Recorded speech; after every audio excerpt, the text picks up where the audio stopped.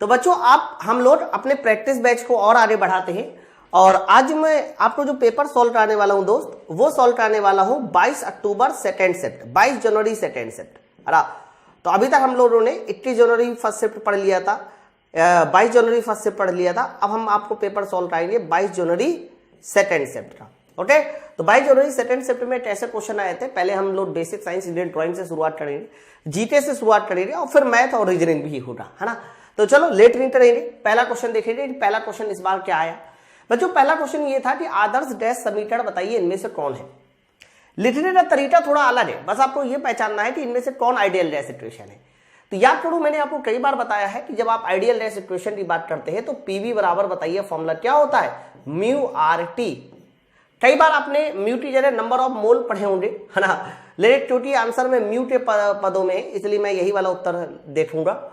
और इसको पता कैसे देखा जाता है बच्चों, पीवी तो चलो ठीक है, और टी टू अगर नीचे ले आए तो पीवी बटे टी बराबर म्यू आर, है ना। तो पीवी बटे टी बराबर म्यू आर, ये इस सवाल का सही उत्तर हो जाएगा ऑप्शन नंबर सी के साथ, पीवी बटे टी बराबर म्यू आर। और देखो, इनमें से कोई भी उत्तर ऐसा नहीं है जो मैच करेगा, आप यकीन ना हो तो चेक करके देख लो। नेक्स्ट आइए, उस फाइल को क्या कहते हैं जिसे प्रोग्राम या उसके उपयोग करके छोटे आकार की एक फाइल में संग्रहित किया जाता है। तो बच्चों इन्होंने बोला है कि बताइए उस फाइल को क्या बोलते हैं जिसमें हम लोग उसका आकार कॉम्प्रेस कर देते हैं। तो ध्यान रखिएगा, जब हम लोग उसका आकार कॉम्प्रेस कर देते हैं बच्चों, तो उस फाइल को बोलते हैं जिप फाइल। क्या नाम से जाना जाता है सर, उसको बोला जाता है जिप फाइल। आजकल ये एसईओ भी बड़ा खतरनाक चल रहा है। अगर मैं बोलूं कि ये एसईओ क्या होता है, तो कहना एसईओ का मतलब होता है सर्च इंजन ऑप्टिमाइजेशन। बच्चों सर्च इंजन ऑप्टिमाइजेशन ये इसका पूरा नाम होता है। और आप लोग देखो, इसी की वजह से हम लोग की जो वीडियो होती है वो रैंक करती है ना। तो सर्च इंजन ऑप्टिमाइजेशन ये इसका पूरा नाम होता है। फिलहाल इसका जो आंसर जाएगा वो किसके साथ जाएगा, ऑप्शन नंबर डी के साथ जाएगा। नेक्स्ट आइए अगला बच्चों, अगला सवाल ये, क्लास 2 लीवर के संबंध में कौन सा कथन सही है ना। क्लास 2 लीवर के संबंध में बताइए कौन सा कथन सही है। ठीक है भाई, कैसे लगाया जाएगा, तो आप ये बताओ पहले कि क्लास 2 लीवर में होता क्या है। तो कहना क्लास 2 लीवर में देखो इस तरह से बीच में यहां पर हमारा फलक्रम होता है, यहां पर क्या होता है फलक्रम, और बीच में तुम्हारा लोड होता है, और किनारे साइड बताइए क्या होता है सर, प्रयास पी होता है। यही तो होता है क्लास 2 लीवर। ओके, तो ये हमारा फलक्रम, ये लोड और ये हमारा प्रयास, ध्यान रखिएगा, यही हमारा क्लास 2 लीवर है। अब क्लास 2 लीवर का मैकेनिकल एडवांटेज मैंने कई बार बताया है, 8 से ज्यादा होता है। ये भी एक बात बताइए कि क्लास 2 लीवर का मैकेनिकल एडवांटेज 8 से ज्यादा। चलो देखते, the fulcrum is close to effort. Sir fulcrum effort के पास है, गलत हो गया, इफर्ट से दूर है, इफर्ट सबसे ज्यादा दूर है। देखो यांत्रिक लाभ हमेशा 8 से कम, गलत। सर सेकेंड क्लास लीवर का यांत्रिक लाभ हमेशा 8 से ज्यादा होता है। अगला देखिए, the effort take place between the load, effort बीच में होना चाहिए, प्रयत्न बीच में होना चाहिए, गलत, प्रयत्न बीच में नहीं है। लोड प्रयत्न और आधार के बीच में होना चाहिए, हाँ ये एकदम सही है बच्चों, लोड बीच में होना चाहिए। ऑप्शन नंबर डी हमारा कौन सा उत्तर हो जाएगा, राइट उत्तर हो जाएगा, लोड बीच में होना चाहिए। आप देखो ना, तो मतलब कहने तो ये ना कि जब तक आपको ये सारी चीजें एकदम क्लियर कट याद नहीं होगी तब तक मजा नहीं आएगा, है ना। नेक्स्ट आइए अगला बच्चों, अगला सवाल बोला जा रहा है कि तापमान में समान वृद्धि होने पर तांबा सीसा, सीसा मतलब लेड, है ना, तांबा सीसा की तुलना में, लेड की तुलना में आपको बोला जा रहा है, सीसा मतलब ग्लास, सॉरी ये शीशे, शीशे मतलब ग्लास, शीशे की तुलना में कितने गुना अधिक फैलता है। ओके, अब सुनो बच्चों, इन्होंने बोला है कि तांबा शीशे की तुलना में कितने गुना अधिक फैलता है। ध्यान रखना, ये बात आपसे पूछी जा रही है। तो यहां पर एक्सपेंशन कोफिशिएंट की बात होगी, लीनियर एक्सपेंशन कोफिशिएंट की बात होगी। याद रखिएगा, जब भी कभी हम कॉपर की बात करते हैं तो कॉपर का लीनियर एक्सपेंशन कोफिशिएंट होता है 17 गुणे 10⁻⁻6 प्रति केल्विन, है ना। और जबकि अगर यही ग्लास की बात करते हैं, कांच की बात करते हैं, तो कांच का लीनियर एक्सपेंशन कोफिशिएंट होता है 3.3 गुणे 10⁻⁻6 प्रति केल्विन। तो आप मुझे बताओ, जो कॉपर है वो शीशे की तुलना में कितने गुना है ना। अगर मैं इसका गुना देखूं तो लगभग ये कितने गुना है, लगभग ये 5 गुने के साथ जाएगा। इसलिए ध्यान रखना, जो कॉपर होता है वो शीशे की तुलना में 5 गुना ज्यादा फैल सकता है, ऑप्शन नंबर बी के साथ, है ना। नेक्स्ट आइए बच्चों, अगला सवाल क्वेश्चन नंबर 5वां बोला जा रहा है कि एम द्रव्यमान वाले किसी गेंद को h ऊंचाई से गिराया जाता है। मतलब एम द्रव्यमान की कोई बॉल है, उसको हमने बताइए कितनी ऊंचाई के साथ गिराया। सर उसको हमने गिराया है h ऊंचाई के साथ, ठीक है। हमने इस बॉल को किस ऊंचाई के साथ गिराया बच्चों, इस बॉल को हमने गिराया है h ऊंचाई के साथ, ये देखिए। तो h ऊंचाई के साथ मैंने छोड़ा है बॉल को।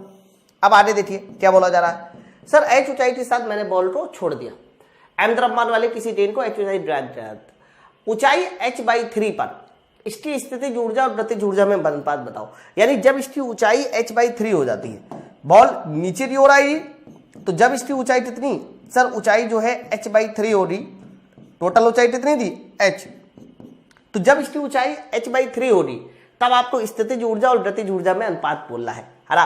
तो बच्चों जब ऊंचाई h/3 हो रही तब उस समय आप स्थितिज ऊर्जा भी एक बार बता दो और फिर बता दो गतिज ऊर्जा कितनी होनी चाहिए, हम लोग अनुपात वैसे ही बता देंगे। ओके, तो बच्चों सुनो ध्यान से कायदे से सुना। बच्चों जब ये ऊंचाई h पे था तो बताइए इसकी जो कुल ऊर्जा रही होगी, कुल ऊर्जा वो कितनी रही होगी, तो ऊंचाई h पे होने पर इसकी कुल ऊर्जा रही होगी mgh। तो आप मुझे बताओ जब ऊंचाई h/3 हो जाएगी तो ऊर्जा स्थितिज ऊर्जा कितनी हो जाएगी, तो कह देना ऊंचाई h/3 इसलिए mgh/3 ये स्थितिज ऊर्जा रही होगी।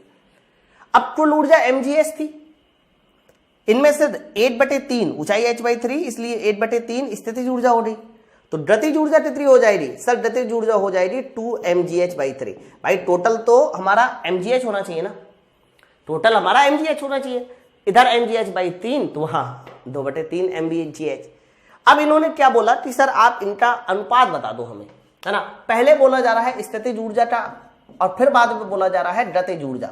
बच्चों इन दोनों का अनुपात बताना है तो मैंने इन दोनों को डिवाइड कर दिया। तो आप मुझे बताओ अगर मैं इन दोनों को डिवाइड कराऊं तो डिवाइड करने से मुझे साफ साफ नजर आ रहा है कि यहां ऊपर 1 आना चाहिए और यहां 2 जाना चाहिए, है ना। अब देखो ना 3 से 3 कैंसिल हो जाएगा, mgh कैंसिल हो जाएगा, तो आंसर जो है 8:2 के साथ जाएगा। वो देखिए ऑप्शन नंबर हमारा किसके साथ जाएगा, डी वाले उत्तर के साथ जाएगा। अब मेरी बात समझ पा रहा हूं ना, बहुत बेहतर सवाल था, मजा आ जाएगी। नेक्स्ट आइए 6वां नंबर, उस प्रोग्रामिंग कोड के भाग को क्या कहते हैं जिसे क्षति पहुंचाने के लिए, है ना, किसी प्रोग्राम में डाला जाता है। तो बच्चों ध्यान रखना, जो भी आपका सिस्टम होता है, कंप्यूटर होता है, अगर उसमें बाहर से कोई ऐसी चीज आ जाती है जो हमारे लिए अनवांटेड है ना, तो वो क्षति पहुंचाने वाला जो प्रोग्रामिंग कोड होता है उसको बोला जाता है मेलवेयर। तो मेलवेयर बाहर से आने वाले कोई भी अनवांटेड मैसेज द्वारा आपके सिस्टम को क्षति पहुंचा सकता है, मेलवेयर। ओके, बाकी स्पैम ये भी अनवांटेड मैसेज होता है जो आपको चाहिए नहीं होता, ये एक्चुअली में ऐड के लिए यूज किया जाता है। वायरस ये कंप्यूटर का कैसे तो करप्ट कर देता है सारी चीजों को, और मेमोरी ये तो स्टोरेज डिवाइस होती है। तो ऑप्शन नंबर ए इस सवाल का सही उत्तर होगा। नेक्स्ट आइए 7वां नंबर। बच्चों 7वें नंबर सवाल को ध्यान से देखिएगा, कोई वस्तु नियत त्वरण के साथ विराम अवस्था से चलना शुरू करती है। कोई वस्तु है जो नियत त्वरण के साथ विराम अवस्था से चलना शुरू करती है, यानी एक्सेलरेशन तो कांस्टेंट है लेकिन विराम अवस्था है। तो बताइए इसका वेग किसके समानुपाती होगा, वेलोसिटी किसके समानुपाती होगी, है ना। तो एक काम करते हैं ना, अगर वेलोसिटी बराबर देखा जाए गति का पहला समीकरण v बराबर u प्लस at, तो वेलोसिटी जो है बराबर आ गया at, ठीक है। तो वेलोसिटी किसके समानुपाती हो रही, तो कहना सर एक्सेलरेशन तुम्हारा कांस्टेंट है तो वेलोसिटी समय के समानुपाती हो रही। सबसे पहले तो ये, अगर वेलोसिटी समय के समानुपाती हो रही और समय ऑप्शन में नहीं है तो हम लोग गति का तीसरा समीकरण भी लगा सकते हैं, v² बराबर u² प्लस 2as। प्रारंभिक वेलोसिटी 0 है तो v देखिए बराबर हो जाएगा √2as। एक्सेलरेशन तुम्हारा कांस्टेंट है मेरे भाई, और एक्सेलरेशन कांस्टेंट है तो देखो जो वेलोसिटी हो जाएगी वो कहीं ना कहीं √s के समानुपाती हो जाएगी। तो अगर ये क्वेश्चन दूरी में पूछा जाता तो √s बताते फिर आप। अब मेरी बात समझो, ओके। अब देखो इन्होंने क्या बोला था कि कोई वस्तु नियत त्वरण से चलना शुरू करती है, इसका वेग, तो वेग समय पे किस प्रकार से निर्भर कर रहा है, दूरी पर किस प्रकार से निर्भर कर रहा है, मैंने दोनों बातें बताई। ऑप्शन को पढ़ते हैं, सीधे समय के वर्ग के समानुपाती, गलत है, वर्ग के समानुपाती थोड़ी ना है वेग। विपरीत रूप से वर्ग के समय, नहीं, ये भी सर, विपरीत रूप से समय के, नहीं, गलत है, सीधे समय के समानुपाती। ये देखिए आंसर समय में था और देखो सीधे समय के समानुपाती है, इसीलिए ऑप्शन नंबर बताइए किसके साथ जाएगा, डी वाले उत्तर के साथ। ओके बच्चों, ऐसे सवालों को सॉल्व करने की आदत डाल लो।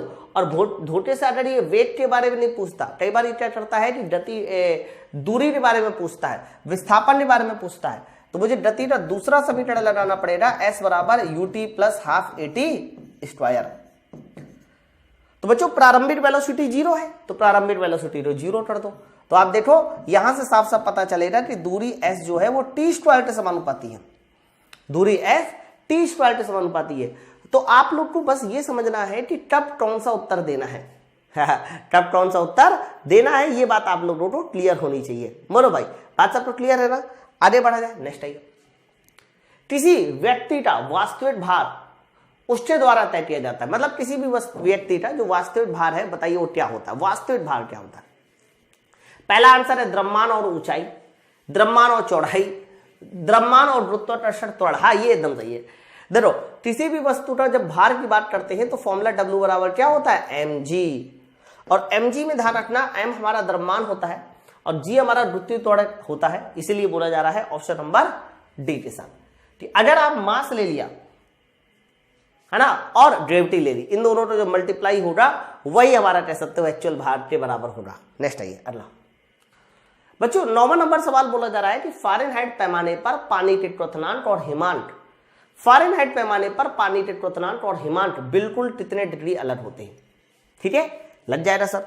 बच्चों सबसे पहले इन्होंने देखो किस पैमाने पर पूछा है सर, इन्होंने फ़ारेनहाइट पैमाने पर पूछा है, हालांकि हर एक पैमाने पर पूछता तब भी मैं बता देता।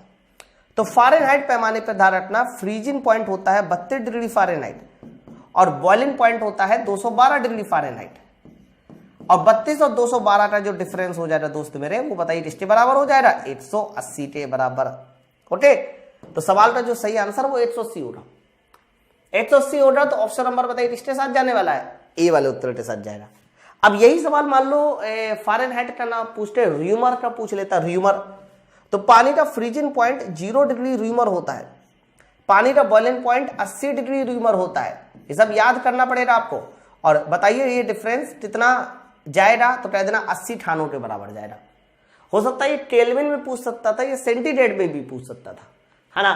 तो फिलहाल इन्होंने फ़ारेनहाइट में पूछा है, तो फ़ारेनहाइट में कह सकते हो 32 degree Fahrenheit, 212 degree Fahrenheit boiling point, इसीलिए इनका जो डिफरेंस होगा वो 180 के साथ जाएगा, ऑप्शन नंबर ए के साथ जाएगा। नेक्स्ट अगला सवाल देखिए। बच्चों ये वाला सवाल फिर से इंपॉर्टेंट कर लो, क्योंकि रेलवे की आदत रही है इस तरह के सवालों को पूछने की, मतलब ये सवाल तो रेलवे की छठी में रखे गए थे। सवाल देखिए क्या, 440 न्यूटन वजन वाली एक लड़की किसी रस्सी पर 20 सेकंड में 7 मीटर की ऊंचाई पर चढ़ जाती है ना। लड़की द्वारा खर्च की गई शक्ति का मान बताइए कि लड़की द्वारा खर्च की गई शक्ति कितनी होनी चाहिए। आप देखो आगे बच्चों, यहां पर पावर की बात कर रहा है, तो सीधा सीधा आप कहना कि भैया पावर का फॉर्मूला होता है mgh/t। सर mgh/t ये हमारा पावर है, द्रव्यमान m कितना है, तो सर द्रव्यमान, अच्छा देखो द्रव्यमान नहीं दिया इन्होंने, डायरेक्ट m इंटू जी का मान दे दिया, तो m इंटू जी डायरेक्ट 440 न्यूटन रख लो, तो m इंटू जी को मैंने डायरेक्ट 440 न्यूटन रखा। ऊंचाई है 7 मीटर है, और बच्चों देखो समय तुम्हारा 20 सेकेंड है ना। तो बस आप जल्दी से सॉल्व करके देख लीजिए। तो 0 से 0 कैंसिल, और 2 से अगर 44 को कैंसिल किया जाए तो 22 गुणे 7, सर 22 गुणे 7 154 वॉट के साथ जाएगा, ये देखो है ना। तो mgh/t ये एक ऐसा कॉन्सेप्ट है जो बड़े बड़े सवालों को सॉल्व कर देता है तुरंत, है ना। और रेलवे हमेशा इस फॉर्मूले पे सवाल पूछता है, ध्यान रखिएगा। नेक्स्ट है, which of the following is not a class 1 lever. आप मुझे बताओ इनमें से कौन सा क्लास 1 लीवर है ना, नहीं है क्लास 1 लीवर। बच्चों क्लास 1 लीवर में क्या होता है, क्लास 1 लीवर में बीच में तुम्हारा फलक्रम होता है। अरे मैं पूछूं बात करो कि क्लास 1 लीवर में क्या होता है, तो कहना क्लास 1 लीवर में बच्चों फलक्रम कहां पर होता है, बीच में होता है। अब आप ये देखिए कि कौन सा क्लास 1 लीवर है, तो बच्चों कैची है, प्लायर्स है, सीसा झूला है, लेकिन सरौता जो है वो क्लास 1 का लीवर नहीं है ना। तो क्लास 1 का लीवर सरौता नहीं है, और जब सरौता क्लास 1 का लीवर नहीं है मेरे भाई, तो बताइए इस सवाल का सही आंसर किसके साथ जाएगा, सर सरौते के साथ जाएगा, ऑप्शन नंबर बी। बाकी सब तो हमारा कह सकते हो कि है, लेकिन सरौता नहीं है। अच्छा सरौता फिर कौन से लीवर में आता है, तो कह देना जो सरौता होता है बच्चों वो सेकेंड काइंड लीवर में आता है, सेकेंड काइंड दूसरे प्रकार का लीवर होता है, ऑप्शन नंबर बी। नेक्स्ट आइए, सोने का सापेक्ष घनत्व 19.3 है ना। इन्होंने बोला है कि सोने की जो सापेक्ष घनत्व रिलेटिव डेंसिटी है वो 19.3 है। बताइए एसआई में इसका घनत्व कितना होना चाहिए। ये तो बड़ा आसान सवाल है कि बच्चा मैंने एक बार नहीं कई बार बताया है कि जब आपको रिलेटिव डेंसिटी दी जाती है, जैसे कि मान लीजिए रिलेटिव डेंसिटी 19.3 दे दी सोनी की, और आपसे पूछा जा रहा है बताओ इसकी डेंसिटी कितनी है ना, तो रिलेटिव डेंसिटी से जब भी कभी डेंसिटी बनानी होती है दोस्त, तो हमें वहां 8000 का मल्टीप्लाई करना होता है। बस 8000 का मल्टीप्लाई कर दीजिए सर, वही तुम्हारी रिलेटिव डेंसिटी बन जाएगी। आंसर बताइए कितना होता है। तो आंसर आप कह सकते हो 19.3 इंटू 10⁻³ इंटू 10⁻³ ये देखो ऑप्शन नंबर हमारा कौन से साथ जाएगा, सी वाले उत्तर के साथ जाएगा। नेक्स्ट आइए अगला सवाल। बच्चों अगला सवाल बोला जा रहा है, यदि अभिकारकों की कुल ऊर्जा उत्पादन से अधिक है तो ऊष्मा मुक्त होती है और इस अभिक्रिया को क्या नाम से जाना जाता है। देखो मैं आपको बता दूं, ये ना सीधा सीधा इन्होंने कह ही दिया, एक्चुअली में इन्होंने सीधा सीधा कह दिया ऊष्मा मुक्त होती है ना। तो जब ये लाइन बोल दी गई ऊष्मा मुक्त होती है, इसका क्या मतलब है, तो कह देना ऊष्मा मुक्त होती है, इसका मतलब है ऊष्मा उत्पन्न हो रही है, और जिस प्रोसेस में ऊष्मा उत्पन्न होती है बच्चों, उस रिएक्शन का नाम होता है एक्सोथर्मिक रिएक्शन। याद रखना, उस रिएक्शन को किस नाम से जाना जाता है, एक्सोथर्मिक रिएक्शन। हिंदी में बताइए किस नाम से जानते हैं हम लोग, ऊष्मा छेपी। ऊष्मा छेपी, बोलो भाई बात सबको क्लियर है ना। हाँ, अगर ये सवाल होता ऊष्मा मुक्त नहीं हो रही, ऊष्मा अवशोषित हो रही है, तो फिर ऊष्मा शोषी हो जाता। तो लाइन को हमने पढ़ना पड़ेगा, और लाइन को पढ़ने के बाद जो है समझना पड़ेगा, है ना। Option number B. Next time बच्चों 14 नंबर सवाल में 95 डिग्री फ़ारेनहाइट है और कहा जा रहा है भैया इसको सेंटीग्रेड बना दो, बना देंगे हम तुरंत। फॉर्मूला बताइए क्या होता है। सर फॉर्मूला होता है C/5, ध्यान रखिएगा, फॉर्मूला होता है C/5 इक्वल टू F-32/9, ये हमारा फॉर्मूला होता है। C/5 equal to F-32/9। C कितना है, अच्छा C मुझे निकालना है। फ़ारेनहाइट कितना है, तो कह जा रहा है फ़ारेनहाइट है तुम्हारे पास 95, तो 95 - 32/9 ये हो जाएगा। ओके, तो आप मुझे बताओ इसका सही उत्तर किसके साथ जाने वाला है। तो कहना अगर मैं 95 में से 32 हटा दूं, तो 95 में से 32 हटा दूं कितना आएगा, 72। यहां 2 नहीं सॉरी 3 63 आएगा, सॉरी डिवाइड बाई 9, है ना। तो 63 डिवाइड बाई 9 आ जाएगा। तो आप मुझे बताइए ये उत्तर किसके साथ जाएगा, 963। तो C बराबर हो जाएगा 7×35 डिग्री सेंटीग्रेड, है ना। तो इस सवाल का सही आंसर ऑप्शन नंबर डी के साथ जाएगा 35 के साथ।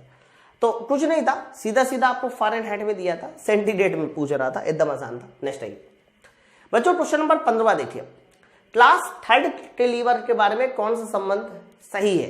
इन्होंने बोला है कि क्लास 3 के लीवर के बारे में बताइए कौन सा संबंध सही है। चलो बना लेते पहले क्लास 3 का लीवर। बच्चों क्लास 3 के लीवर में फल्क्रम हमारा किनारे पर होता है। फल्क्रम हमारा कहाँ होता है, किनारे पर होता है। इसके बाद अगर बात करते हैं कि लोड कहाँ पर होता है, तो कह देना लोड भी हमारा किनारे पर होता है, लेकिन इसके लिए जो प्रयास लगाया जाता है दोस्त, प्रयास वो कहाँ पर होता है, तो कह देना प्रयास होता है बीच में, है ना। ये है क्लास 3 लीवर।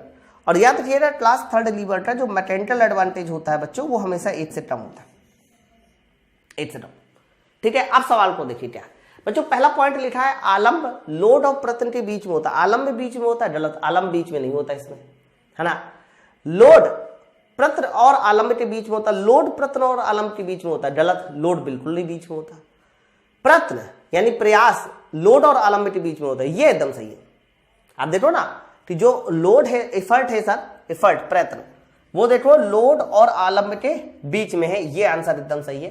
थोड़ा इसको सही कर लेना, यहाँ पर ये बी होना चाहिए था, यहाँ ये सी होना चाहिए था, और यहाँ ये क्या होना चाहिए था, डी होना चाहिए था, ABCD। ठीक है, तो ये इसका सी वाला उत्तर सही होना चाहिए। ऑप्शन नंबर बताइए किसके साथ जाएगा, ऑप्शन नंबर जाएगा हमारा सी वाले उत्तर के साथ। ठीक है, ये भी गलत है। नेक्स्ट आइए अगला 16 नंबर, किसी वस्तु के वेग में परिवर्तन की दर नियत है ना। किसी वस्तु में वेग में परिवर्तन की दर नियत है। सर इसका क्या मतलब है, वेग में परिवर्तन की दर नियत है, इसका मतलब ये है कि पहले अगर वेलोसिटी 0 थी, फिर वेलोसिटी 4 हुई, फिर वेलोसिटी 8 हुई, फिर वेलोसिटी 12 हुई, यानी इसके परिवर्तन की जो दर है बच्चों, वो इसी तरीके से क्या है, नियत है। वेग परिवर्तन की दर नियत है। तो बताइए इसका औसत वेग क्या होना चाहिए, है ना। तो याद रखिएगा जब भी कभी हमारे परिवर्तन की जो दर होती है या जो भी बदलाव है वो हमारा नियत दर से हो रहा है, जैसे कि सामने दिखाया गया है, तो नियत दर से होते समय एवरेज वेलोसिटी सीधा सीधा कॉन्सेप्ट लगाया जाता है कि प्रारंभिक वैल्यू और अंतिम वैल्यू को जोड़कर आधा कर दो बस, है ना। प्रारंभिक वैल्यू और अंतिम वैल्यू को जोड़कर आधा कर दो। लेकिन ये कॉन्सेप्ट तब लगता है बच्चों जब जो है परिवर्तन एक समान रूप से हो रहा हो, ठीक है। तो आंसर किसके साथ जाएगा, औसत वेट, प्रारंभिक और अंतिम वेट गलत, सिर्फ वेट प्रारंभिक और अंतिम वेट का आधा भी तो करोगे। ये देखिए ऑप्शन नंबर बी सवाल का सही आंसर होना चाहिए, प्रारंभिक और अंतिम वेट के ये आधा, ठीक है। अंतिम और प्रारंभिक वेट का अंतर का आधा गलत है।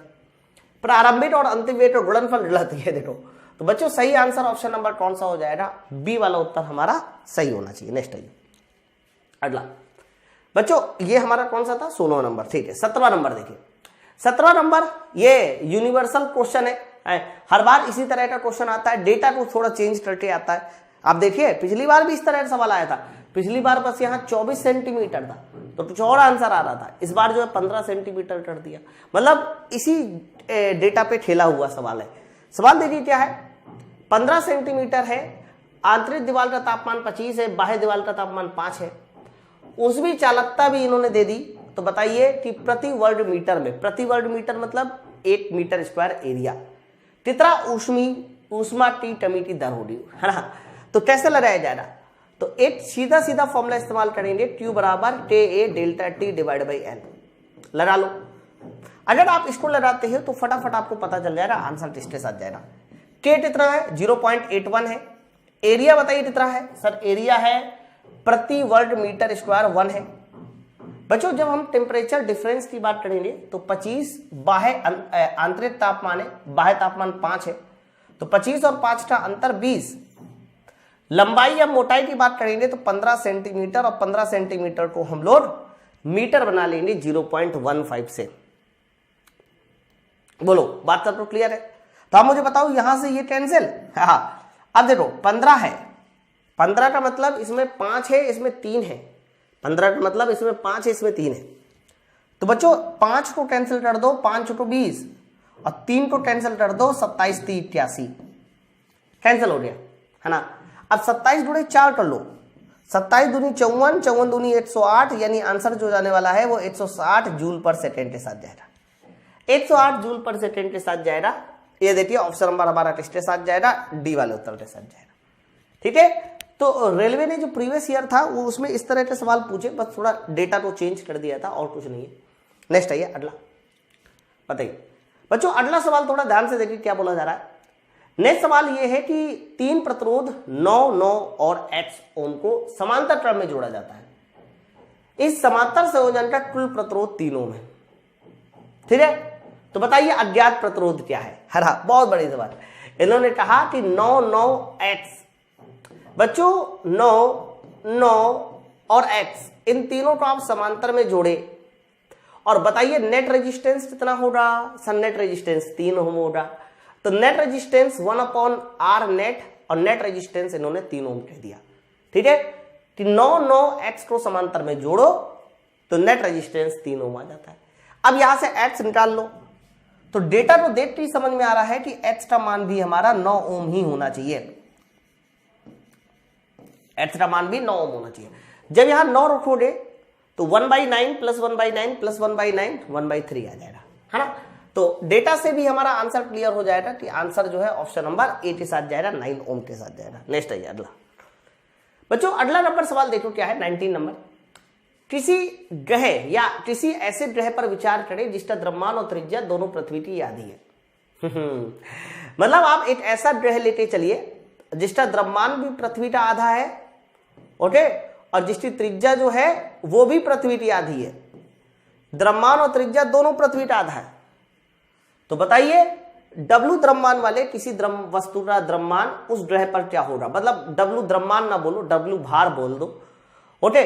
W इसलिए भार बोल दिया जा रहा है क्योंकि कई बार हमें क्वेश्चन की लैंग्वेज भी समझनी चाहिए, बात समझे ना। तो यहां पर ये जो W है ना, इसे आप भार लेते चलो, द्रव्यमान न लेते चलो, ठीक है। वो इसलिए क्योंकि अगर द्रव्यमान होता तो फिर ये इतना ताम तामड़ा नहीं दिया जाता। तो आप मुझे बताइए G बराबर फॉर्मूला क्या होता है, GM divide by R square, ये होता है। अब आप देखो किसको क्या किया जा रहा है, तो द्रव्यमान को आपने किया है 8/2 गुना, त्रिज्या को किया है 8/2 का स्क्वायर। अब मेरी बात समझो, तो आप बताओ फाइनली 8/2 8/2 कैंसिल, कहीं ना कहीं 2 चला जा रहा ऊपर, तो गुरुत्वीय त्वरण 2 गुना हो गया। अगर गुरुत्वीय त्वरण हमारा दुगना हो गया बच्चों, तो भार भी कितना हो जाएगा, भार भी दुगना हो जाएगा ऑप्शन नंबर बी के साथ। अरे पिछली बार जब ये सवाल आया था तो यही आंसर भी दिया गया था, मेरी बात समझो। अब ये क्वेश्चन की कमी है कि इनको यहाँ द्रव्यमान न लिखना होना चाहिए, इनको भार लिख देना चाहिए, बच्चों को सहूलियत हो जाती। लेकिन उस समय आप लड़ाई नहीं कर सकते ना कि हम लड़ने बैठ जाए कि नहीं यार यहाँ क्या होना चाहिए, है ना, बात समझे ना। चलो, अब पिछली बार यही आंसर किया गया था, इसलिए मैंने यही वाला आंसर लगाया आपको। नेक्स्ट क्वेश्चन, अब बहुत ध्यान से सुनिए, अगला सवाल क्या है। किसी इंजीनियरिंग ड्राइंग पर चिन्हित संक्षिप्त नाम SR का बताइए मतलब क्या है। मतलब जैसे ही आप इंजीनियरिंग ड्राइंग पढ़ने जाते हो तो इंजीनियरिंग ड्राइंग में ये जो SR वर्ड है इसका क्या मतलब होता है। तो बच्चों ध्यान रखना, ये जो SR वर्ड होता है इसका मतलब होता है स्फेरिकल रेडियस, ठीक है। तो SR वर्ड का जो मतलब होता है इंजीनियरिंग ड्राइंग में, उसका मतलब होता है स्फेरिकल रेडियस। इसी तरह से कहीं पर लिखा हो 510, है ना, तो 510 का मतलब क्या होता है कि बच्चों इस वृत्त का जो व्यास होना चाहिए वो कितना होना चाहिए, 10 mm होना चाहिए। तो 5 जहां लगा हो समझ जाना वो व्यास बता रहा है, और SR का मतलब होता है स्फेरिकल रेडियस। ऑप्शन नंबर बताइए सी वाला उत्तर होगा। आगे बढ़ते हैं नेक्स्ट क्वेश्चन। तो बच्चों हमारा अगला सवाल देखिए क्या बोला जा रहा है कि वक्र, खाली जगह, है ना, वक्र एक ऐसा कर्व है या एक ऐसा वक्र है जिसे किसी वृत्त या किसी बहुभुज के खुले हुए किसी थ्रेड के मुक्त छोर से इस प्रकार से खींचा जाता है कि थ्रेड हमेशा वृत्त, है ना, या बहुभुज की भुजा पर संकुचित या स्पर्श रेखा रहे। ये डेफिनेशन बहुत लंबी है, ये सवाल पिछली बार का सवाल है, मैं इसको आसान भाषा में समझा देता हूं। बच्चों आसान भाषा में आप ये समझो, जैसे कि मेरे पास ये वृत्त है और इस वृत्त पे अगर ये मेरी स्पर्श रेखा है कोई, तो ध्यान रखिएगा जब ये स्पर्श रेखा जो है ऐसे फिसलती है तो फिसलते समय स्पर्श रेखा का जो बिंदु है वो बिंदु का एक पथ बनता है। एक भाई देखो ये स्पर्श रेखा का बिंदु है, ये बिंदु ऐसे फिसलते समय यहां आएगा ऐसे आएगा, तो ये जो रास्ता बनता है, ये जो कर्व बनता है बच्चों, इसी कर्व का नाम होता है इनवॉल्यूट प्रोफाइल। इनवॉल्यूट बच्चों, इनवॉल्यूट प्रोफाइल को हम लोग डियर में यूज करते हैं। कहां पर यूज करते हैं इनवॉल्यूट प्रोफाइल को? डियर में यूज करते हैं। इनवॉल्यूट प्रोफाइल की एक परिभाषा तो ये होती है कि जब किसी वृत्त पे खींची गई स्पर्श रेखा को बिना फिसले लुढ़काते हैं, देखो बिना फिसले लुढ़काते हैं, तो स्पर्श रेखा के बिंदु का बिंदु पथ इनवॉल्यूट प्रोफाइल देता है। परिभाषा ये होती है। दूसरी परिभाषा सुनिए, दूसरी परिभाषा ये होती है कि जब हम किसी सर्किल में रस्सी को लपेट देते हैं, जब किसी सर्किल में रस्सी को क्या करते हैं, लपेट देते हैं, और फिर रस्सी को जब खोलते हैं तो रस्सी के किसी बिंदु का बिंदु पथ हमारा इनवॉल्यूट प्रोफाइल देता है। ये वही रस्सी वाली परिभाषा है। तो वक्र एक ऐसा कर्व जिसे किसी वृत्त, आप वृत्त भी ही लेके चलो, जिसे किसी वृत्त के खुले हुए किसी थ्रेड के मुक्त छोर से इस प्रकार से खींचा जाता है। बोला जा रहा है ना कि अगर किसी, आप वृत्त बोल दो या सिलेंडर बोल दो, सिलेंडर में आपने रस्सी लपेटा, रस्सी लपेटने के बाद जब सिलेंडर को खोलेंगे, मतलब रस्सी खोलेंगे, तो रस्सी का जो मुक्त छोर है यानी एक बिंदु है, उसका जो बिंदु पथ होगा बच्चों ध्यान रखना वो हमारा इनवॉल्यूट प्रोफाइल कहलाता है। ऑप्शन नंबर बी, है ना, याद रखिएगा। इसके क्या बनाए जाते हैं सर? इसके डियर बनाए जाते हैं। डियर बनाए जाते हैं, डियर दो तरह की प्रोफाइल के बनाए जाते हैं, एक इनवॉल्यूट होता है, एक साइक्लॉइड होता है। ऑप्शन नंबर बी के साथ। नेक्स्ट आइए, ये लीजिए। अब देखो इस तरह के सवाल हर बार आते हैं। सवाल देखिए क्या है, कोई वस्तु अपना विराम में x बराबर 0 t बराबर 0 से चलना शुरू करता है, एक्स अक्ष पे नियत त्वरण 3 मीटर पर सेकेंड स्क्वायर। इन्होंने बोला है कि भैया जो एक्सेलेरेशन है ना वो 3 मीटर पर सेकेंड स्क्वायर का है, तो समय 4 सेकेंड और समय 8 सेकेंड, देखो समय 4 सेकेंड और समय 8 सेकेंड में औसत वेग पूछ रहा है। समय 4 सेकेंड और 8 सेकेंड में औसत वेग पूछ रहा है, लग जाएगा? बिल्कुल लग जाएगा सर। याद करो सबसे पहले देखो ये विराम में है, विराम में मतलब प्रारंभिक वेलोसिटी 0। तो आप मुझे बताओ यहां पर वेलोसिटी पूछी जाएगी, अंतिम वेलोसिटी, तो a into T, sir a into T 12 metre पर सेकेंड हो जाएगा। फिर यहां पर a इंटू टी 8 × 24 हो जाएगा। डेटा को चेंज करके बस ये सवाल बनाया जा रहा है पिछली बार। तो आप मुझे बताओ इन दोनों का औसत कितना हो जाएगा, तो औसत वेलोसिटी निकालने के लिए दोनों को जोड़ के आधा करना होगा। 12 और 24 को जोड़ के आधा कर दीजिए, तो मेरे हिसाब से 18 मीटर पर सेकेंड जाएगा। इस सवाल का सही उत्तर 18 मीटर पर सेकेंड। ऑप्शन नंबर सी हमारा इस सवाल का सही आंसर होगा। ठीक है, चलो आगे आइए नेक्स्ट। बच्चों अगला सवाल देखिए क्या बोला जा रहा है। फिर से देखिए डेटा को चेंज करके सवाल है। 23वां नंबर, 50 ग्राम भार के किसी तांबे के ठंड को 20 से 60 डिग्री सेंटीग्रेड तक गर्म किया जाता है, तो ठंड द्वारा बताइए कितनी ऊष्मा स्थानांतरित की जाएगी। तो विशिष्ट ऊष्मा दी रही है, तो आप मुझे बताओ ऊष्मा स्थानांतरण के लिए डेल्टा Q बराबर mc डेल्टा T लगा दो। हरा द्रव्यमान बताइए कितना है, सर द्रव्यमान है 50 ग्राम। अब यही देखो गलती हो जाएगी, 50 ग्राम है और विशिष्ट ऊष्मा देखो जूल पर किलोग्राम में है, तो बच्चों 50 ग्राम को हमें 50/8000 करना पड़ेगा, और विशिष्ट ऊष्मा जो C है सर वो 386 है। रही बात डेल्टा टी, तो 20 से 60 डिग्री सेंटीग्रेड डेल्टा टी, तो बताइए डेल्टा टी कितना हो जाएगा, सर डेल्टा टी हो जाएगा 40। हरा चलो अब जल्दी से इसको अटेम्प्ट करके देखिए, अटेम्प्ट करने के बाद आंसर इसके साथ जाने वाला है डेल्टा Q बराबर। अब ध्यान से सुना जो मैं बता रहा हूं, सर 50 का मल्टीप्लाई अगर 40 के साथ करेंगे तो 2000 आएगा। हाँ नीचे हमारा कितना है सर, नीचे 8000 है, तो 2000/8000, 2000/8000 यानी 2 के साथ मल्टीप्लाई हो जाएगा बस। तो 386 × 2 ये सवाल का सही आंसर आना चाहिए। अब 386 × 2 कितना आएगा 772, तो आंसर देखिए इसका किसके साथ जाएगा, 772 जूल के साथ जाने वाला है। कि आपको जो ऊष्मा देनी होगी बच्चों वो 772 जूल ऊष्मा देनी होगी। ठीक है, तो एकदम आसान सवाल था, किसी तरह का कोई कठिन नहीं था, एकदम इजी सवाल था। नेक्स्ट आइए अगले सवाल की ओर और बढ़िए, जल्दी बताइए इस सवाल का सही उत्तर किसके साथ जाना चाहिए। क्वेश्चन नंबर 24 बच्चों, क्वेश्चन नंबर 24 को ध्यान से देखिए क्या बोला जा रहा है। बोला जा रहा है कि किसी वस्तु का द्रव्यमान 100 किलोग्राम है ना, और चंद्रमा में बताइए उसका द्रव्यमान क्या है। सर देखो द्रव्यमान देते तुमसे द्रव्यमान पूछ रहा है, द्रव्यमान देते द्रव्यमान पूछ रहा है, ये तो बड़ा आसान है। तो अगर पृथ्वी पे द्रव्यमान 100 kg है तो चंद्रमा पे भी कितना kg होगा, 100 kg। द्रव्यमान नहीं बदलता, द्रव्यमान नहीं बदलता है ना, तो ऑप्शन नंबर ए के साथ जाएगा। नेक्स्ट है बच्चों क्वेश्चन नंबर 25 देखिए क्या है। कोई वस्तु 100 मीटर पर सेकेंड के वेग से चल रही है, तो 1 मिनट में वस्तु द्वारा तय की गई दूरी बताओ। हाँ सर 100 मीटर पर सेकेंड से चल रही है और 1 मिनट में तय की गई दूरी बतानी। अब मेरी बात समझो, तो हम एक काम कर सकते हैं, दूरी बराबर होता है चाल गुणे समय। 100 मीटर की दूरी हो गई, 100 मीटर पर सेकेंड की चाल हो गई सॉरी, और समय कितना है 1 मिनट। तो बच्चों 1 मिनट का मतलब होता है 60 सेकेंड। जैसे ही मल्टीप्लाई करेंगे बच्चों तो यहां पर बताइए कितना उत्तर हो जाएगा, 6000 मीटर। 6000 मीटर। अब आप बताओ 6000 मीटर को क्या लिख सकते हैं, तो कहना 6000 मीटर को सर 6 किलोमीटर कह सकते हैं, 6 किलोमीटर। तो ऑप्शन नंबर बताइए किसके साथ जाने वाला है, सर ऑप्शन नंबर चला जाएगा ये बी वाले उत्तर के साथ, 6 किलोमीटर के साथ। ओके चलो आगे नेक्स्ट बताओ बच्चों। अगला सवाल देखिए क्या है, 26 नंबर। लंबाई L और R त्रिज्या की किसी बेलनाकार तार का प्रतिरोध R है। हरा लंबाई L और R त्रिज्या की किसी बेलनाकार तार का प्रतिरोध कैपिटल R है। उसी सामग्री से बनी दुगनी लंबाई, लंबाई दुगनी है, ध्यान सुनना, लंबाई को डबल कर दिया, 1/4 रेडियस। सर 1/4 रेडियस में बताइए तार का प्रतिरोध कितना होगा।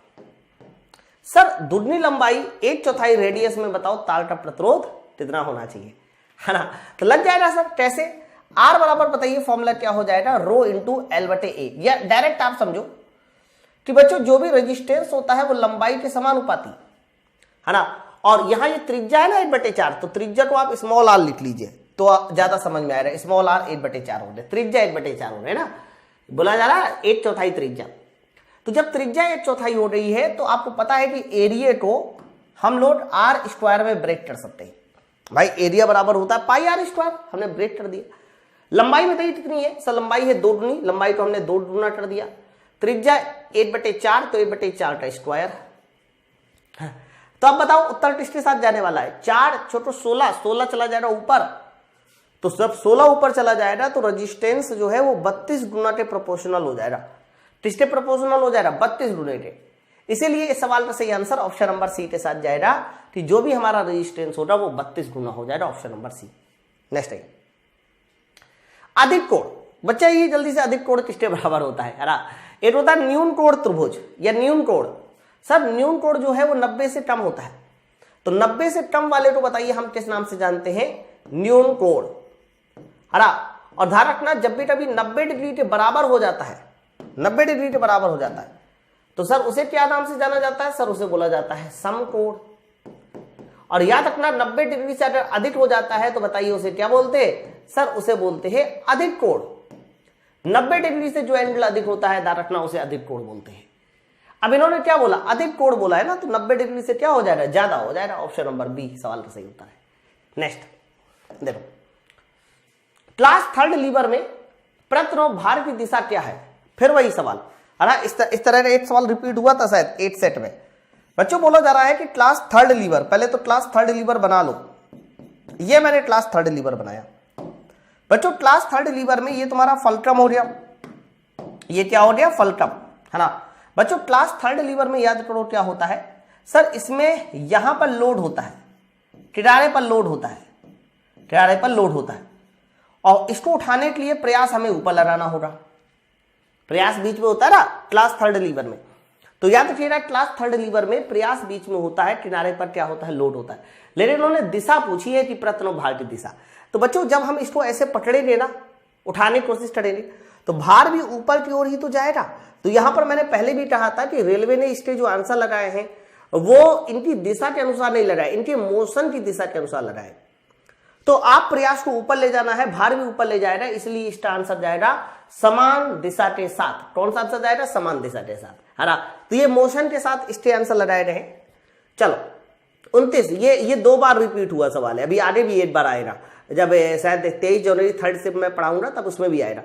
10 सेंटीमीटर भुजा और सेम डेटा के साथ 10 सेंटीमीटर भुजा और 600 ग्राम का द्रव्यमान का कोई खंड पानी में तैरता है। फिर बोला जा रहा है ट्यूब का कितना हिस्सा पानी में डूबा हुआ है।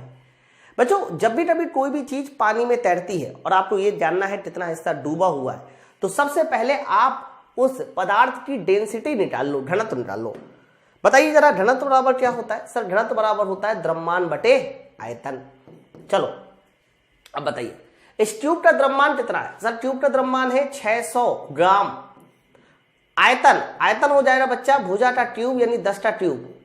तो मेरे भाई जो घनत्व हो जाएगा वो कितना हो जाएगा? 0.6 ग्राम पर मीटर क्यूब, ग्राम पर सेंटीमीटर क्यूब, है ना। तो यहां पर देखो 0.6 जो है ग्राम पर सेंटीमीटर क्यूब इसकी डेंसिटी आ गई। फिर मैंने आपको कई बार बताया होगा कोई भी बॉडी हो, अगर वो बॉडी पानी में तैर रही है और आपको ये निकालना है कि कितना उसका डूबा हुआ हिस्सा है, तो बच्चों ध्यान रखना डूबा हुआ हिस्सा उतना ही होता है जितनी की उसकी रिलेटिव डेंसिटी होती है ना। अब मैंने एक चीज और बताई होगी कि अगर डेंसिटी का मान 0.6 है, वो भी ग्राम पर सेंटीमीटर क्यूब में, तो याद रखना, सुनो ध्यान से, रिलेटिव डेंसिटी और डेंसिटी हमेशा बराबर होती है, लेकिन डेंसिटी किस में लेनी चाहिए हमें? ग्राम पर सेंटीमीटर क्यूब में। ये दोनों हमेशा बराबर होंगी। बट अगर रिलेटिव डेंसिटी को निकालना है ना, और डेंसिटी तुम्हारी किलोग्राम पर मीटर क्यूब में है, तो हमें जो है इसमें 1000 का डिवाइड कराना पड़ेगा, तब कहीं जाके रिलेटिव डेंसिटी निकलेगा। ये 2 चीजें होती है ना। तो बच्चों अगर वो ग्राम पर सेंटीमीटर क्यूब में तो उतनी रिलेटिव डेंसिटी बन जाएगी, और जितनी रिलेटिव डेंसिटी होती है उतना ही डूबा हुआ भार होता है, तो 0.6 डूबा हुआ भार हो जाएगा। परसेंटेज में बताना होगा इसको, तो परसेंटेज बताने के लिए 100 का मल्टीप्लाई कर देंगे, तो बताइए उत्तर किसके साथ जाएगा? 60% के साथ जाएगा। ऑप्शन नंबर बी के साथ जाएगा। ठीक है, नेक्स्ट आइए अगला बताइए बच्चों। 30वां नंबर सवाल देखिए क्या है। 100 ओम वाले 4 प्रतिरोध को समांतर में जोड़ा गया। फिर बोला जा रहा है कि 100 वोल्ट की बैटरी से जोड़ा गया, तो बताइए प्रत्येक प्रतिरोध में कितनी पावर 6 होगी। सर प्रत्येक प्रतिरोध का मतलब यह है कि आपको प्रत्येक प्रतिरोध में बताना है। ठीक है, अब सुनो ध्यान से। 100 ओम के 4 प्रतिरोध है, पहला, दूसरा, तीसरा और ये चौथा। सर 100 ओम के बताइए कितने रेजिस्टेंस है? सर 4 रेजिस्टेंस है। और आप मुझे बताओ इसका जो वोल्टेज है वो कितना है? तो सर इसका वोल्टेज जो है वो 100 वोल्ट है। 100 वोल्ट इसका वोल्टेज है। ओके, तो ये भी रेजिस्टेंस हमारा 100 ओम, ये भी रेजिस्टेंस 100 ओम, ये भी रेजिस्टेंस 100 ओम, ये भी रेजिस्टेंस 100 ओम। प्रश्न देखिए क्या बोला जा रहा है, प्रत्येक प्रतिरोध की पावर बतानी है। आपको टोटल नहीं बताना, आपको प्रत्येक रेजिस्टेंस की बताना है कि प्रत्येक रेजिस्टेंस की पावर कितनी है। तो आप मुझे बताओ, अगर मैं प्रत्येक रेजिस्टेंस की पावर बताऊं, यानी प्रत्येक रेजिस्टेंस की पावर बताऊं, तो V² लगा दो प्रत्येक रेजिस्टेंस के लिए। तो वोल्टेज, अब देखो 100 वोल्ट है, तो बच्चों चारों समांतर में है, तो चारों समांतर में है तो सभी के पास वोल्टेज 100-100, रेजिस्टेंस भी 100-100 हो, है ना। तो वोल्टेज सभी में बराबर होगा क्योंकि समांतर में है, इसलिए वोल्टेज ये हमारा 100-100 कैंसिल। तो आंसर जाने वाला है 100 वाट के साथ। आंसर किसके साथ जाएगा? 100 वाट के साथ। ओके, तो चलो इसका आंसर 400 बता रहे होंगे बच्चों। 400 आंसर तब होता सही जब आपको टोटल पावर पूछी जाती। क्या पूछा जाता है सर? टोटल पावर पूछी जाती। अगर यहां टोटल पावर पूछी जाती तो फिर वो हमारे पास 400 होता, लेकिन टोटल पावर नहीं पूछी है, इन्होंने प्रत्येक रेजिस्टेंस में पूछी है। तो मैंने कहा कि अगर ये 100 वोल्ट है तो समांतर है तो सभी में वोल्टेज 100-100-100, किसी एक में निकालना है तो फॉर्मूला इस्तेमाल कर दिया, आंसर आ जाएगा। नेक्स्ट आइए 31 बच्चों। 31 नंबर सवाल को ध्यान से देखिए। किसी धातु के तार के माध्यम से प्रवाहित होने वाली विद्युत धारा इसके स्थाली जगह समान होने पर छोरों पर संभावित अंतर यदि वोल्टेज के समानुपाती होती है। बहुत बढ़िया सवाल बच्चों। एक बात मुझे बताइए, किसी भी धातु के तार में बहने वाली धारा वोल्टेज के समानुपाती होती है, बात सबको पता है। और ये कहा किसने था? ये ओम के नियम में बोला गया था। बट इन्होंने लाइन में खाली जगह देकर ये बोला है कि इसका समान होने पर क्या चीज समान होगा? क्या चीज समान होगा जब ये फॉर्मूला होल्ड करेगा? क्या चीज समान होगा जब ये फॉर्मूला होल्ड करेगा? तो कहना जब भी कभी टेम्परेचर कांस्टेंट होता है बच्चों, तभी किसी तार में बहने वाली धारा उसके वोल्टेज के समानुपाती होती है। एक्चुअली में यही तो हमारा ओम का नियम है ना। तो क्या चीज समान होने पर? तो कह देना तापमान समान होने पर हमारा करंट आई वोल्टेज के समानुपाती होगा। Option number B. नेक्स्ट आइए बच्चों 32 नंबर सवाल तो थोड़ा ध्यान से देखिए क्या बोला जा रहा है। 10 सेकंड की अवधि में किसी तारक में स्थिर धारा 0.2 एम्पियर है। इस समय अंतराल में प्रवाहित होने वाला कुल चार्ज बता दो। चार्ज मतलब आवेश, हरा। तो ये तो आसान है एकदम। क्यों आसान है भाई? आई बराबर Q/T लगा दो, सीधा सीधा आ जाएगा। करंट आई कितना है? तो करंट आई जो है वो हमारा 0.2 एम्पियर है।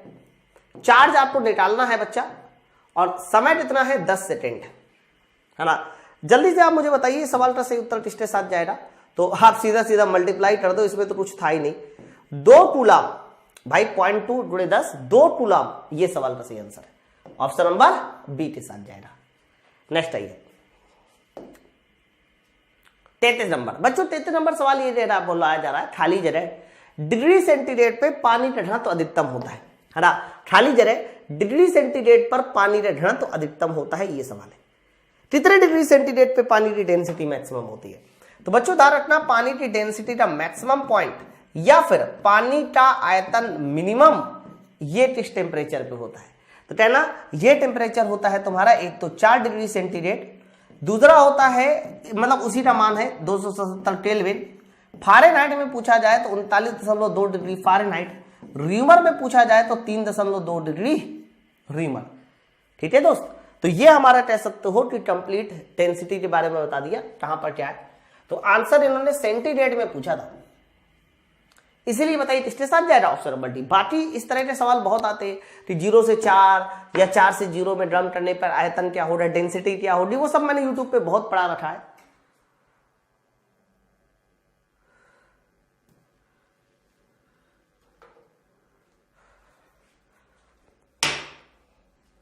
समझे? एक मिनट, बोल्ड वो हो गया, मैं देख लेता हूं बोल्ड कहां से स्टार्ट हो जाएगा, है ना। और वो सब वाले सवाल मैंने यूट्यूब पे बहुत पढ़ा रखे। थोड़ा सा बोल्ड जो है बंद हो गया था, अब देखते हैं कि अगर स्टार्ट होने पर हो जाएगा तो हम लोग वैसे ही स्टार्ट कर देंगे, है ना। बस एक मिनट रुकिए, और आप सब लोग जो है ना ध्यान रखिए कि इसकी जो पीडीएफ है वो मैंने बगल में डाल रखी है ना। बिल्कुल आ गया है, एकदम सही है। तो ये हमारा सवाल का सही उत्तर हो जाएगा। आगे बढ़ते हैं नेक्स्ट क्वेश्चन की ओर। अलेक्जेंडर फ्लेमिंग किस चीज की खोज के लिए प्रसिद्ध है? बच्चों याद रखना, जब हम लोग अलेक्जेंडर फ्लेमिंग की बात करते हैं तो अलेक्जेंडर फ्लेमिंग ने सबसे पहले एंटीबायोटिक की खोज की थी, है ना। तो पहले एंटीबायोटिक की खोज किसने की थी? तो कह देना पहले एंटीबायोटिक की खोज अलेक्जेंडर फ्लेमिंग ने ही की थी। ओके, और ध्यान रखना ये अलेक्जेंडर फ्लेमिंग ने पहला जो एंटीबायोटिक खोजा था वो कौन सा था? पेनिसिलिन। पेनिसिलिन। और ये बनाया किससे दिया था? सर ये बनाया दिया था फंगस से, टवट से। ये किससे बनाया दिया था? सर ये टवट से बनाया दिया था, है ना। तो अलेक्जेंडर फ्लेमिंग किस चीज के लिए खोज के लिए प्रसिद्ध है? तो आंसर जाएगा तुम्हारा पेनिसिलिन। पेनिसिलिन ये पहला एंटीबायोटिक था, 1955 के आसपास बनाया गया था। ऑप्शन नंबर डी के साथ। और बाकी आपको पता है कि प्रोटॉन क्या होता है, एक्सरेज इलेक्ट्रोमैग्नेटिक वेव होती है। बैक्टीरिया है ना, बैक्टीरिया की खोज तो लुएन हॉट ने की थी। नेक्स्ट आइए क्वेश्चन नंबर 35। अब ये वाला सवाल देखो इस सेट में आया था और बड़ा सही सवाल था एक्चुअली में। अगर पहली बार वाला कोई सवाल लगाया जाए तो गलती भी हो सकती है। सवाल देखिए क्या, किसी समान द्वादशक फलक में 12 समरूप फलक होते हैं और आपको बताना है कि 12 कौन से समरूप फलक होते हैं। तो इस बात को समझाने के लिए मैंने चित्र में देखिए द्वादशक फलक आपको बना के दिखाया। बच्चों देखो ये एक फुटबॉल जैसा है। कैसे जैसा है सर? ये फुटबॉल जैसा है। और फुटबॉल जैसा है, आप थोड़ा समझने की कोशिश कीजिए। इसमें जो 12 फलक होती है वो पेंटागोनल होती है, पंचभुजी होती है। अब आप देखो पहली फलक ये हो रही, पहला फेस ये हो गया, अरे हो गया ना पहला फेस ये देखो है ना। इसी तरह से देखो टोटल कितने फेस हो गए सर? इसमें टोटल 12 फेस होंगे। ठीक है, तो याद रखिए ना, जब भी कभी इस तरह का सवाल आएगा तो ये याद करने वाला सवाल होता है, क्योंकि उस समय तो आप डायग्राम भी नहीं याद कर पाओगे। डायग्राम तो मैंने लेके आया हूं अपनी तरफ से। तो याद रखना ये द्वादशक फलक में टोटल कितने फेसेस होते हैं सर? 12 फेसेस होते हैं और उनकी आकृति कैसी होती है सर? पंचभुजीयकार होती है, यानी पेंटागोनल होती है। ओके, और ध्यान रखिएगा इसमें कितने वर्टेक्स होते हैं। अगर शीर्ष पूछे इसी सवाल के तो इसी सवाल के शीर्ष बताने हैं 20, और अगर एजिस पूछे कि बताइए कितने किनारे होते हैं तो किनारे की संख्या बतानी है 30। आप इसको चाहो तो यह सवाल को याद भी कर सकते हो जो डेटा है इसमें, है ना। नेक्स्ट आइए बच्चों, 36 नंबर सवाल बोला जा रहा है कि 20 वोल्ट के संभावित अंतर वाले दो बिंदु 10 वोल्ट का प्रवाह करने के लिए कितना कार्य करना पड़ेगा। बच्चों वोल्टेज बराबर फॉर्मूला आपने पढ़ा होगा कि वोल्टेज V बराबर होता है फॉर्मूला W/Q।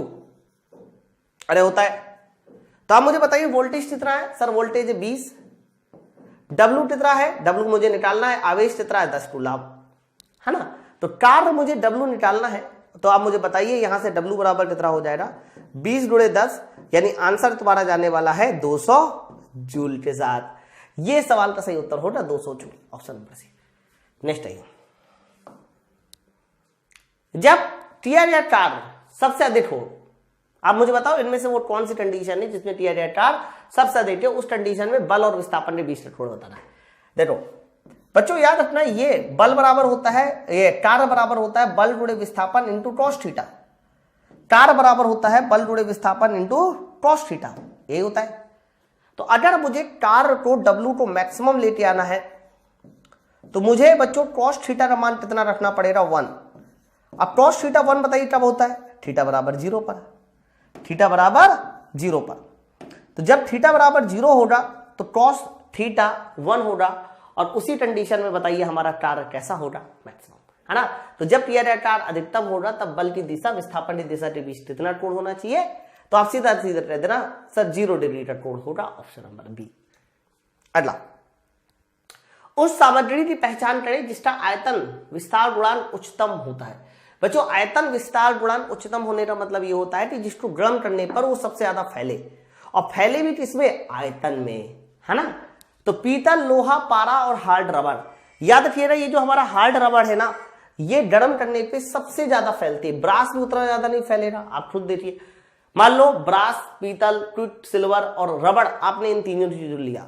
आप मुझे बताओ इन तीनों को गर्म करने पे कौन ज्यादा फैलेगा और जल्दी कौन फैलेगा?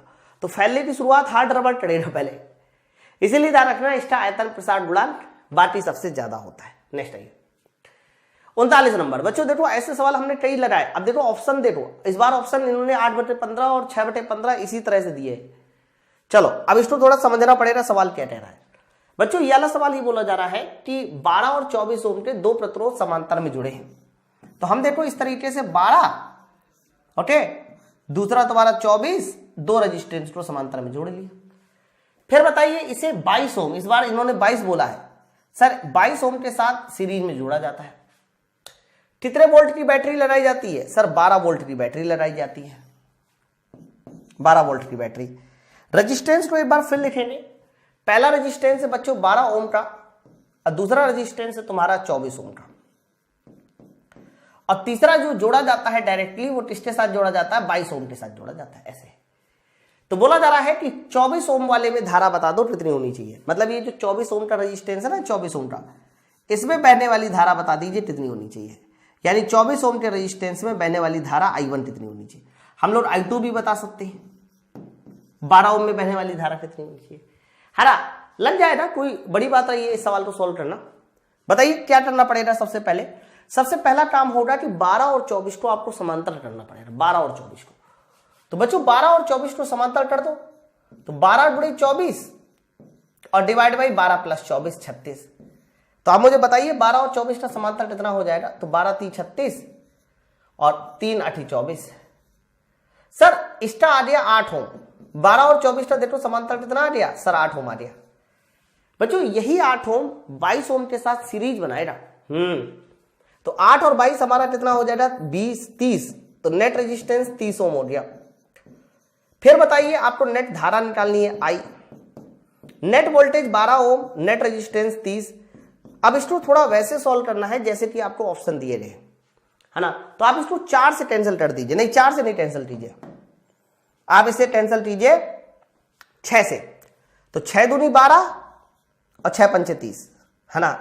6 दूनी 12 6 पंचे 30, यानी 2/5 एम्पियर की धारा बहनी चाहिए। ठीक है, 6 दूनी 12 6 पंचे 30। तो बच्चों देखो यहां से जो धारा जाएगी वो कितने एम्पियर की जाएगी, 2/5 एम्पियर की। तो यहां से बहने वाली धारा 2/5 एम्पियर की हो गई। बच्चों इसी धारा को हमें डिस्ट्रीब्यूट करके I1 I2 निकालना है ना। तो याद करो मैंने तरीका क्या बताया था कि जब I1 I2 निकालना होता है तो बच्चों 12 और 24 का रेशियो ले लो। तो 12 और 24 का रेशियो कितना हो जाएगा 8 और 2। तो आपको कुछ नहीं करना मेरे भाई, आपको सिर्फ इतना करना है कि जो 2/5 एम्पियर टोटल धारा आई है उसे 12 और 24 का अनुपात यानी 8 और 2 के अनुपात में बांट दो, है ना। तो बच्चों अगर मैं इसको 8 और 2 के अनुपात में बांटूं तो क्या हो जाएगा, पहला मान हो जाएगा 8/3 इंटू 2/5। सॉल्व कर लीजिए, तो ये मान हो जाएगा तुम्हारा 2/5 = 15। दूसरा मान हो जाएगा तुम्हारा, ये पहला मान होगा, दूसरा मान क्या हो जाएगा 2/3 इंटू 2/5, यानी अगला मान हो जाएगा तुम्हारा 4/15। तो यहां से आप लोगों को दो मान पता चल रहे हैं I1 I2 के, 2/15 और 4/15। अब प्रश्न ये है कि किसको क्या देना है, 24 ओम को क्या देना है। तो कहना 12 ओम और 24 ओम में 12 ओम कम है, तो 12 ओम कम है तो 12 ओम के पास रेजिस्टेंस कम है तो धारा ज्यादा। तो यहां पर धारा ज्यादा जाएगी, यानी यहां पर जाने वाली धारा होगी 4/15। सर यहां पर धारा होगी 4/15 और ये रेजिस्टेंस ज्यादा है इसलिए यहां धारा कम होगी 2/15। अब मेरी बात समझो। तो आप मुझे बताओ यहां पर 24 ओम वाले में धारा पूछ रहा है, तो 24 ओम वाले में धारा का जो सही आंसर होगा वो कितना होगा सर, वो होगा 2/15 एम्पियर के साथ, यानी ऑप्शन नंबर सी के साथ। आगे बढ़ते हैं नेक्स्ट क्वेश्चन। तो बच्चों हमारा अगला सवाल देखिए क्या है, 40 नंबर। वीरता पाने वाले वायुसेना की पहली महिला का नाम बताइए क्या है। बहुत बढ़िया सवाल। वीरता पुरस्कार पाने वाली वायुसेना की पहली महिला का नाम पूछा जा रहा है कि बताइए पहली महिला कौन है जिसने वीरता पुरस्कार पाया है। देखो पहली महिला कमांडर पूछा जाए तो पहली महिला पायलट पूछे जाए शिवानी सिंह, लेकिन वीरता पुरस्कार पाने वाली पहली महिला, तो याद रखना एयरफोर्स में वीरता पुरस्कार पाने वाली पहली महिला बनी है दीपिका मिश्रा। करंट अफेयर का सवाल वाले ध्यान रखिएगा। बाकी एयरफोर्स की बात करते हैं तो 8 अक्टूबर को इसकी स्थापना हुई थी, है ना। 8 अक्टूबर को एयरफोर्स की स्थापना हुई थी और पहली महिला जिसने वीरता पुरस्कार पाया है वो भी एयरफोर्स में, तो answer option number C Deepika Mishra. Next आइए 41 नंबर सवाल बोला जा रहा है कि यदि x और y कुल मूल मात्रक और कुल संपूरक मात्रक है ना, तो बताइए x प्लस y कितना होना चाहिए। बच्चों मूल मात्रक का मतलब होता है जिसकी संख्या 7 मूल मात्रक, और संपूरक मात्रक का मतलब होता है जिसकी संख्या 2। तो आप मुझे बताइए अगर x पता चल गया आपको, y पता चल गया है, तो x प्लस y कितना होने वाला है, तो कह देना x प्लस y सर हमारा हो जाएगा 7 और 2 9, यानी ऑप्शन नंबर डी। ठीक है, नेक्स्ट आइए अगला। विश्व विरासत दिवस बताइए कब मनाया जाता है। बच्चों विश्व विरासत दिवस का मतलब ये होता है जो यूनेस्को मनाता है, यूनेस्को की स्थापना हुई थी इस समय, है।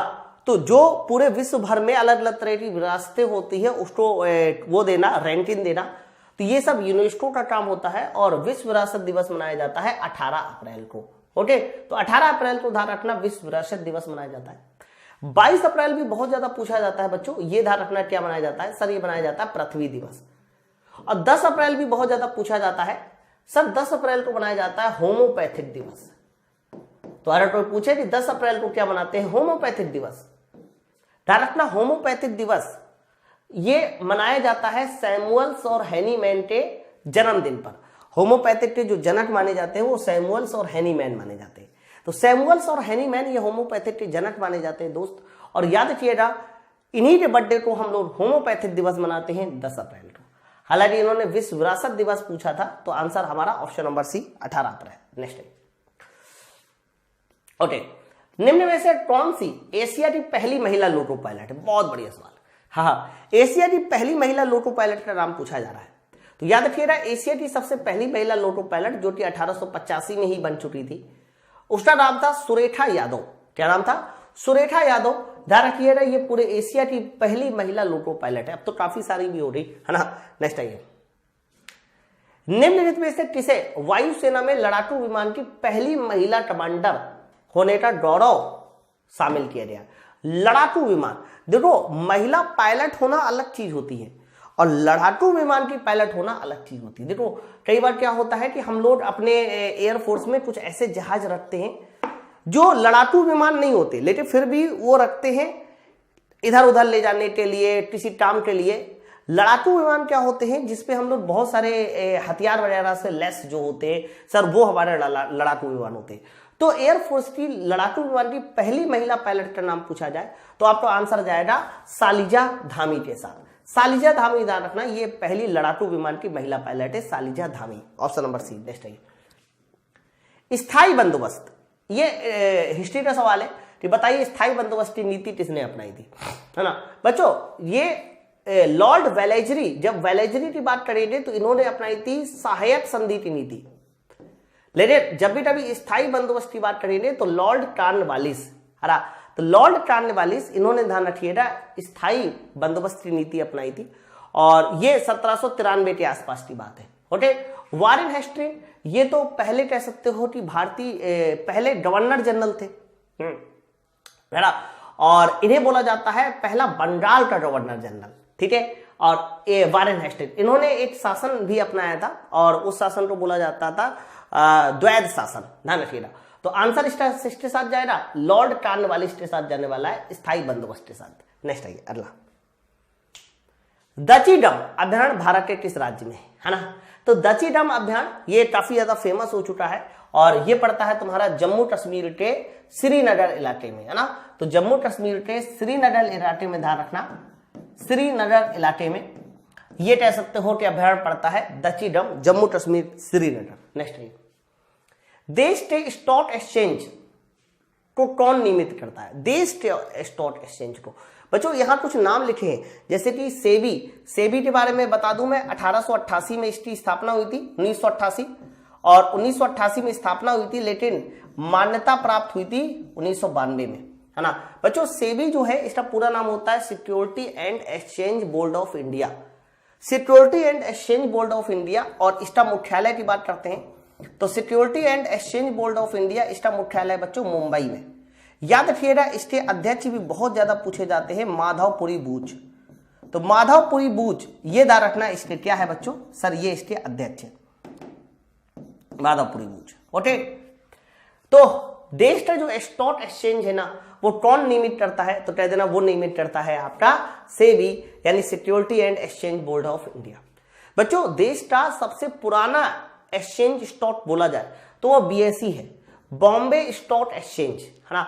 बॉम्बे स्टॉक एक्सचेंज की स्थापना भी ध्यान रखना, ये कब हुई थी बच्चों? 1875 ईस्वी में, बहुत पुराना। आरबीआई 8 अप्रैल 1935, है ना। तो आरबीआई की स्थापना 8 अप्रैल 1935 को हुई थी और इसकी जब स्थापना हुई थी बच्चों तो एक कमेटी गठित की गई थी, उसका नाम था यंग हिल्टन कमेटी। तो यंग हिल्टन कमेटी की सिफारिश पे हमने आरबीआई की स्थापना की थी 8 अप्रैल 1935 को।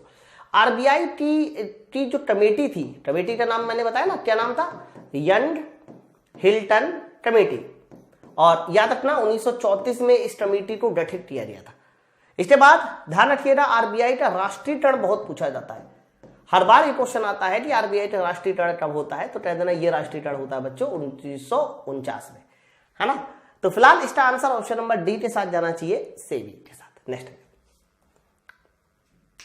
चंद्रयान 3 को किस अंतरिक्ष केंद्र से लॉन्च किया गया? है ना बच्चों, चंद्रयान जो 3 है वो 14 जुलाई 2023 को लॉन्च किया गया। तो डेट भी अगर कोई पूछे कि चंद्रयान 3 को कब लॉन्च किया गया, 14 जुलाई 2023 को। बच्चों ये आंध्र प्रदेश में एक जगह पड़ती है जिसका नाम है श्रीहरिकोटा। बच्चों श्रीहरिकोटा में जो स्थान है इसका वो है सतीश धवन अंतरिक्ष केंद्र, है ना। तो सतीश धवन अंतरिक्ष केंद्र से हम लोग चंद्रयान 3 को लॉन्च किया है। और याद रखिएगा ऑप्शन नंबर किसके साथ जाएगा, ए वाले उत्तर के साथ। चंद्रयान मिशन 3 को कब लॉन्च किया गया, वेरी इंपॉर्टेंट रहेगा ये सवाल। और चंद्रयान मिशन 3 जो लॉन्च किया गया बच्चों वो 14 जुलाई 2023 को लॉन्च किया गया है। वेरी वेरी इंपॉर्टेंट है, ध्यान रखिएगा, ठीक है। LVM-3M4 रॉकेट का नाम भी आप लोग याद करिएगा, LVM-3M4, ध्यान रखिएगा, ये इसके रॉकेट का नाम है। और बहुत ज्यादा पूछा जा सकता है कि चंद्रयान 3 बताइए किस रॉकेट से लॉन्च किया गया था, उस रॉकेट का भी आपको नाम याद करना है, ठीक है। चलो नेक्स्ट, न्यू डेवलपमेंट बैंक का नया अध्यक्ष कौन है ना। उन्होंने बोला है कि न्यू डेवलपमेंट बैंक के नए अध्यक्ष कौन है। बच्चों ये जो न्यू डेवलपमेंट बैंक है NDB, ये किसके तहत बनाया गया है, तो कह देना ये बनाया गया है ब्रिक्स के तहत। किसके तहत बनाया गया है, ब्रिक्स के तहत। इसका मुख्यालय कहाँ है, तो कह देना न्यू डेवलपमेंट बैंक का मुख्यालय बच्चों संघाई में है। कहां पर है, संघाई में, है ना। जो ब्रिक्स है इसका पूरा नाम भी कई बार पूछ लेता है कि ब्रिक्स में कितने देश है, तो ब्राजील है, रसिया है, इंडिया है, चाइना है, साउथ अफ्रीका है। तो ब्राजील, रसिया, इंडिया, चाइना, साउथ अफ्रीका, ये तुम्हारे कह सकते हो ब्रिक्स के देशों के नाम है। NDB नेशनल डेवलपमेंट बैंक, इसमें जो है टोटल 4 देश हो चुके हैं, है ना। इसमें मिस्र आ चुका है, चौथा देश बांग्लादेश है, उरुग्वे है, इस तरीके से 4 देश है NDB में। और NDB के जो नए अध्यक्ष बनाए गए हैं बच्चों वो है डिल्मा रूसेफ।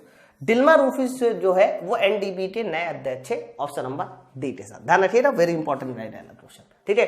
तो अभी मैंने 50 क्वेश्चन ये 22 जनवरी सेकेंड शिफ्ट के पूरे सॉल्व करा दिए। इसके बाद हम लोग मैथ भी देखेंगे, है ना। तो बच्चों कैसा लगा ये सेशन मुझे जरूर बताएं। इसके बगल में PDF वाला ऑप्शन होगा, आप PDF ले लीजिए। साथ साथ रेटिंग जरूर कर दीजिएगा सारे बच्चे कि आपको ये क्लास कैसी लगी। मिलते हैं हम नेक्स्ट वीडियो में, तब तक लिए थैंक यू।